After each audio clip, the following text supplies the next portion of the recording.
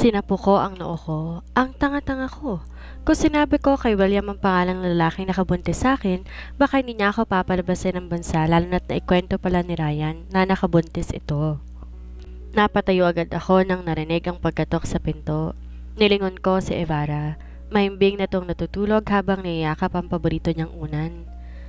Humugot muna ako ng malalim na paghinga bago binuksan ang pinto. Kakausapin ko kayo?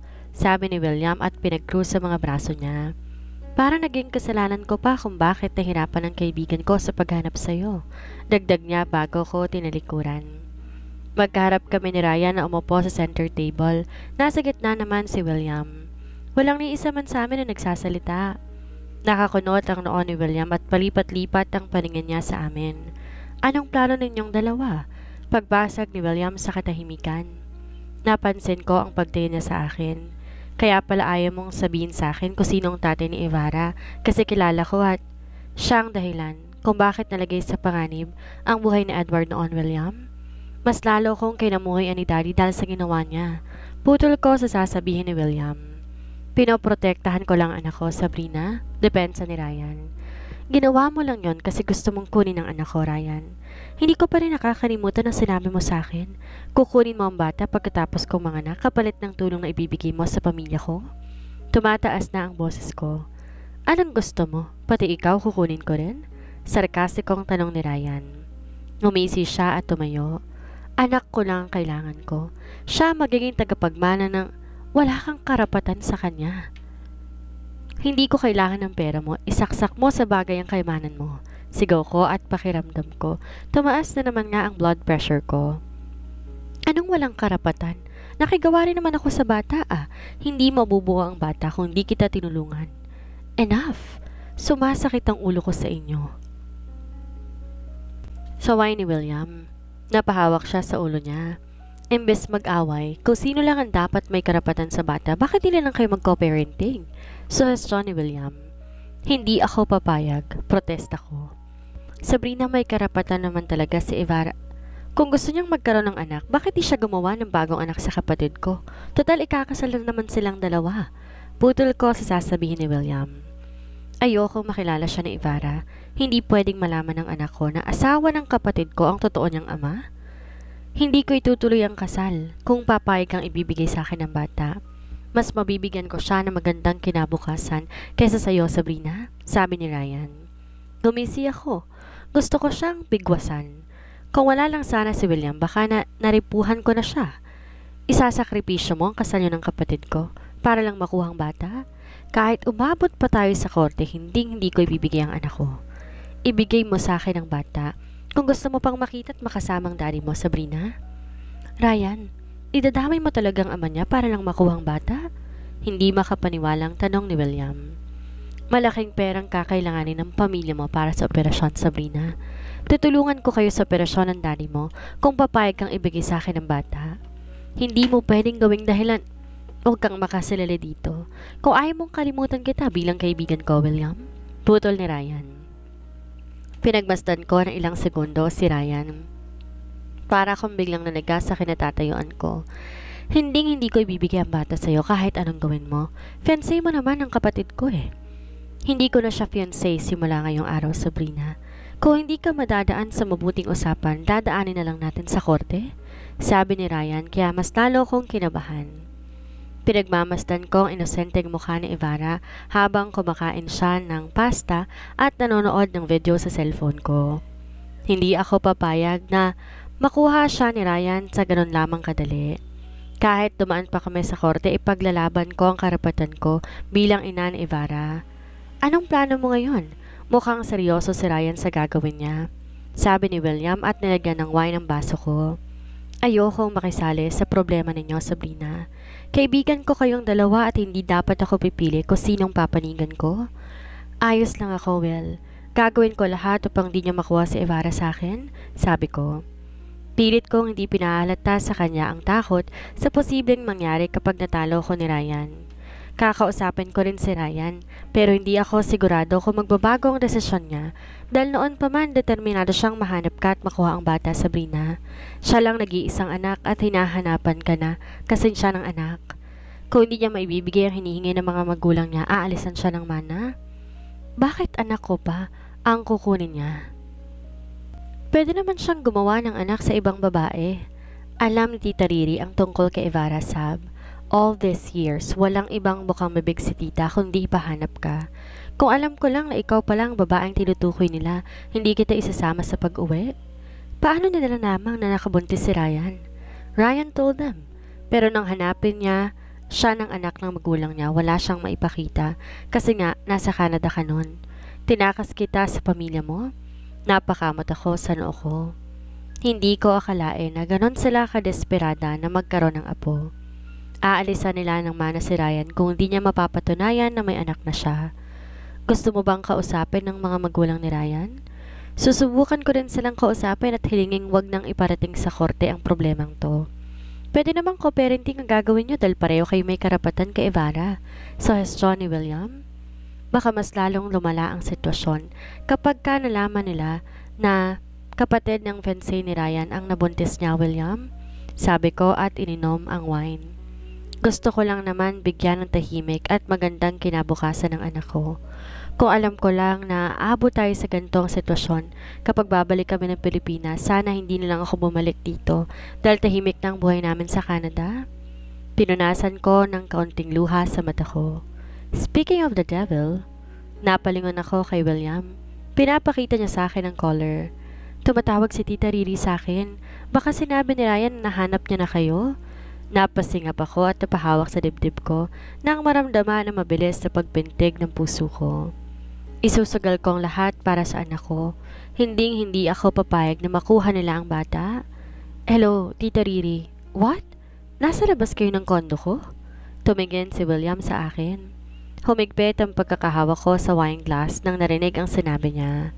Sab, gusto ka raw makausap ni Tita. Sinundan ko ng tingin si William at kumaripos ng takbo upang pagbuksan ng pintuan ng mga magulang ni Ryan. Inubos ko ang wine.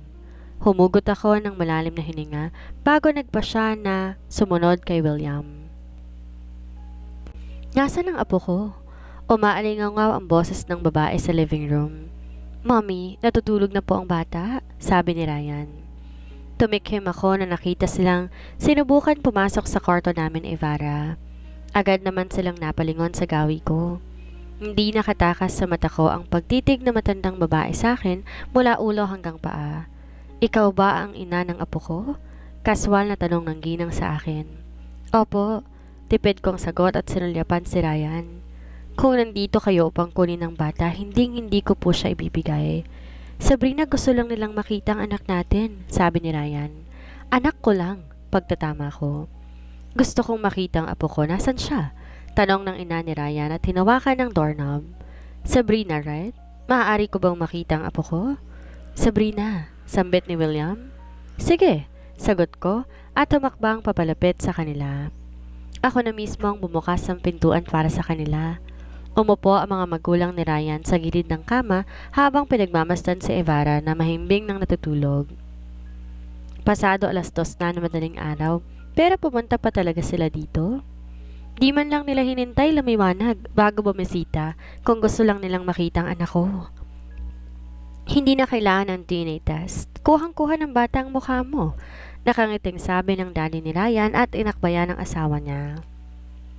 Agad ako nag-iwas ng tingin nang napansin ko ang paglingon ng mga magulang niya sa akin. We need to leave, Mom, Dad. Baka magising ang bata. Pwede naman kayong bumalik dito, sabi ni Ryan at hinawakan ng balikat ng mga magulang niya. Gusto ko siyang isama sa bahay. Bibilan ko siya ng maraming damit. Nakangiting sabi ng mommy ni Ryan at hinawakan ng kamay ni Ivara. Malabong mangyari ang kagustuhan mo, Mom, saad ni Ryan at muli akong sinulyapan. Napanunok ako na napansin ang paglingon ng mga magulang niya sa akin. Iha, pwede ba naming mahiramang apo namin kahit isang araw lang? Tanong ng daddy ni Ryan. Hindi ko po pwedeng gawin yan, lalo na't hindi ako sigurado kung may babalik pa ba sa akin ang anak ko? Diretsyong sagot ko. Nagangat ako ng tingin kay Ryan. Kahit umabot pa tayo sa korte, dahil ang ayaw kong ipahiram ang bata sa inyo, hindi ako natatakot. Marry her, Ryan, para wala na tayong problema. Hindi na kami makapaghintay na makasamang apo namin. Kung hindi niya ipapahiram ang bata, pakasalan mo siya. Sabi ng daddy niya na siyang kinagulat namin pareho ni Ryan. Inimbitahan kami ng mga magulang ni Ryan na pumunta sa bahay nila kasi kaarawan ng kapatid niya. Labag man sa loob ko na pumunta. Wala ako ibang magawa dahil pinilit ako ng mga magulang niya. Bala ko rin opisyal ipakilala si Evara sa pamilya ni Ryan. May karapatan siyang makilala ang kanyang ama at pamilya nito. Ayoko na maranasan ng anak ko kung ano man ang nararanasan ko. "Mommy, you're so gorgeous," sabi ni Evara pagkatapos kong ayusan ang sarili ko. San pa ba magmamana ang anak ko? Nakangiting saad ko at hinawakan ang kamay niya. Gusto mo ba na makilala ang pamilya niya? Lumiwanag ang mukha ni Evara. "I can't wait to meet them," excited niyang saad. Pagdating namin sa living room, nakapagbihis na rin si William. May kausap siya sa telepono. Di naman maipinta ang mukha niya sa sobrang kunot ng noon niya. Binaba niya ang tawag nang mapansin niya kami. "Let's go," saad niya at binuhat si Evara palabas ng kondo. Pagkarating namin sa bahay nila Ryan, ay nagdadalawang isip lamang akong lumabas ng kotse na nakitang maraming bisita nila sa labas ng bahay. Kinakabahan ako, baka makita ko ang pamilya ko. Humugot muna ako ng malalim na hininga bago nagpa siyang lumabas.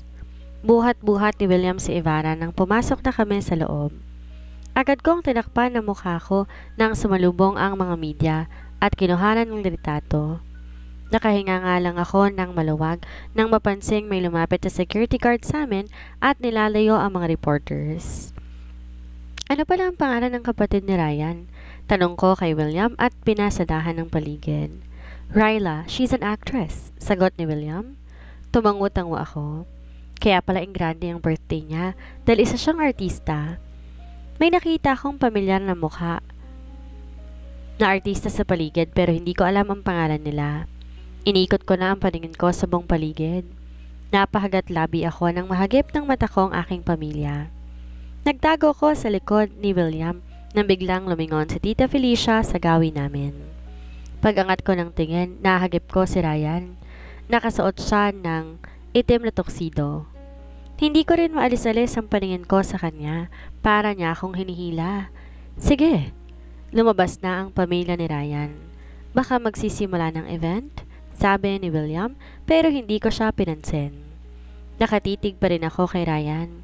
"Sabrina, alam ko may itsurang kaibigan ko pero wag mo namang titigan ng ganyan.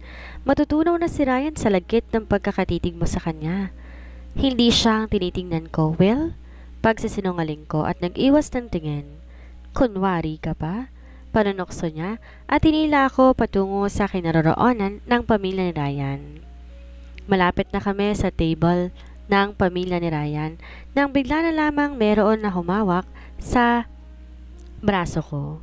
Agad ko itong binawi nang makitang umaapoy sa galit ang mukha ng kapatid ko. "Anong ginagawa mo dito?"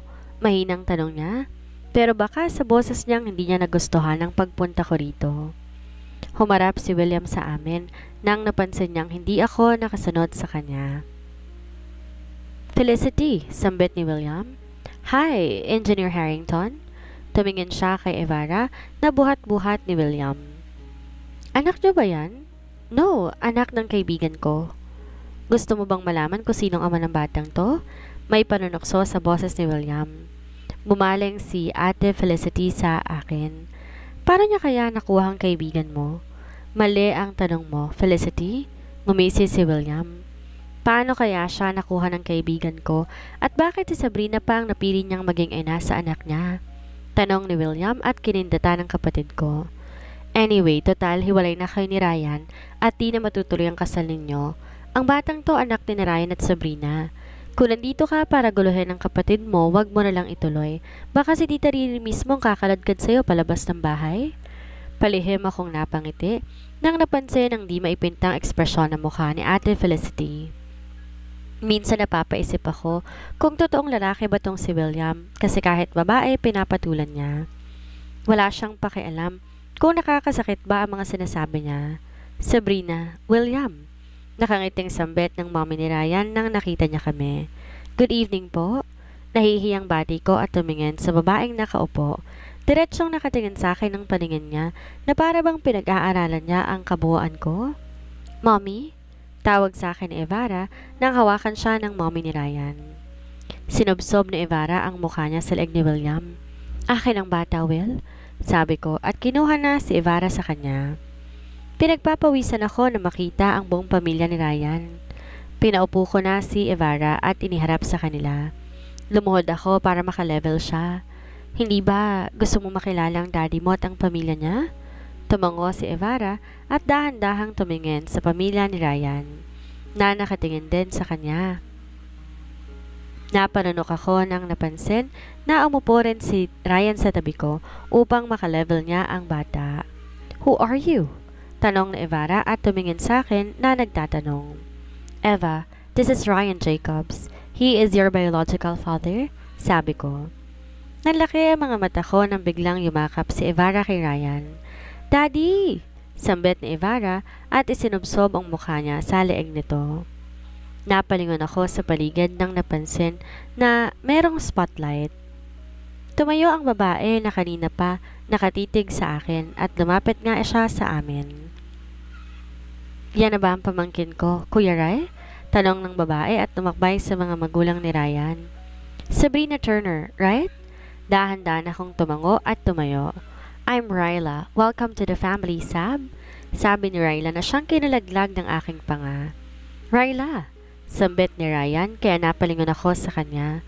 Kapatid siya ni Felicity. Napansin ko ang pagtitig ng pamilya ni Ryan sa akin. Well, ang galing mong mang-agaw. Napapikit ako nang marinig ko ang boses ng kapatid ko. Napaigtad ako nang hilahin ako ni Ryan papalapit sa kanya. Nakasunod ang kambal at si Tita Felicia sa kanya. Hindi ako naniniwala na siya ang ama ng anak mo, Sabrina, sabi ni Felix. Ang kapal-kapal na mukha mong babae ka. Matapos ka namin kupkupin, aagawin mong fiancé ng kapatid mo?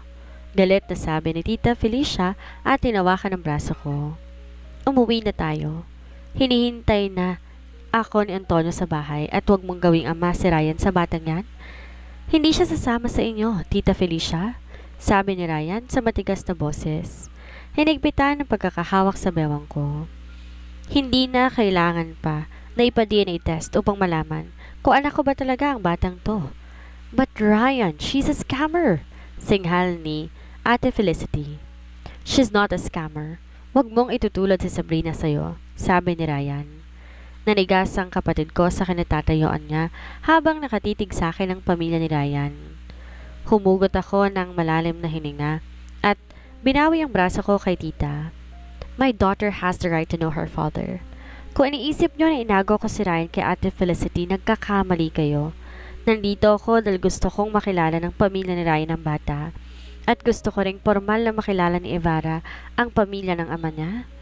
Inalis ko ang kamay ni Ryan sa bewang ko at hinarap si Ate Felicity.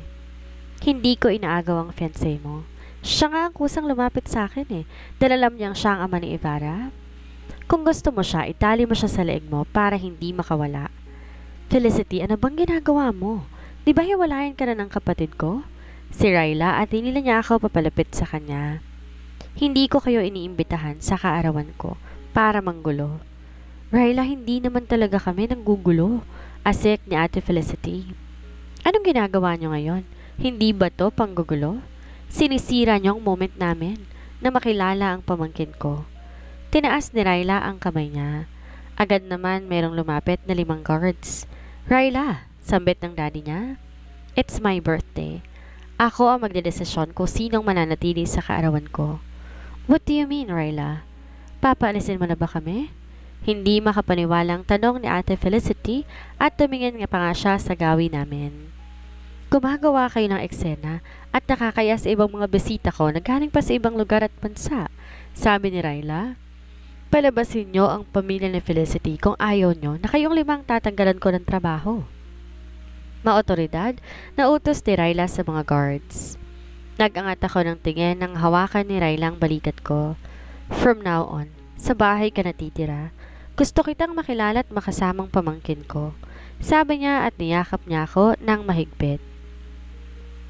Hindi ko maiwasang makaramdam ng saya habang pinagmamasdan ng pamilya ni Ryan kung gaano sila kasiyang nakikipag-usap kay Evara. Pinagpapasahan na nila si Evara matapos ko ito ipakilala ng formal sa kanila. Nung una nga'y nahihiya pa ang bata pero hindi nagtagal nakipaghalubilo na siya. Evara, call me Tita Lala. Nakangiting sabi ni Ryla at pinisil ang pisngi ng bata. Manang-mana ka sa daddy mo. Ang ganda-ganda ng pilik mata mo. Yumuko ako na napansin ang paglingon ni Ryla sa akin. Napanunok ako na napansin umupo sa tabi ko ang mga magulang nila. Nagsali ng wine sa baso si Mrs. Jacobs at ibinigay ito sa akin. Maraming salamat dahil hindi mo pinagkait sa amin ang bata, iha, sabi ni Mrs. Jacobs. Ako po ang dapat magpasalamat kasi tinanggap niyo po ang anak ko. Ito rin kasi ang pangarap ni Evara, ang makilala ang daddy niya at kayo na pamilya ni Ryan. Nahihiyang sabi ko at ibinalik kina Ryan at Ryla ang paningin ko. Nabala sa pakikipagkulitan kay Evara. Ayos lang ba sa'yo kung dito ka muna titira sa amin? Napalingon ako kay Mrs. Jacobs. Di agad ako makasagot sa tanong niya. Nakakaya naman po kung titira ako dito. Kung gusto niyo pong makasama si Eva, ipapahiram ko naman siya sa inyo.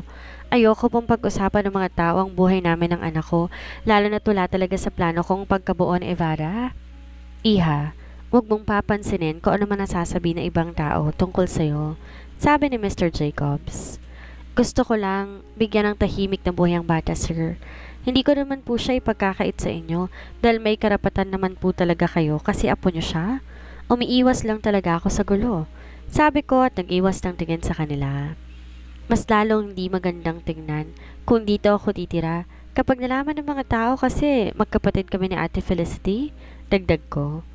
Alam naman namin ang dahilan kaya siya dumidikit sa anak namin. Total, magkapatid naman kayong dalawa. Baka gusto mong pakasalan ng anak namin, sabi ni Mrs. Jacobs.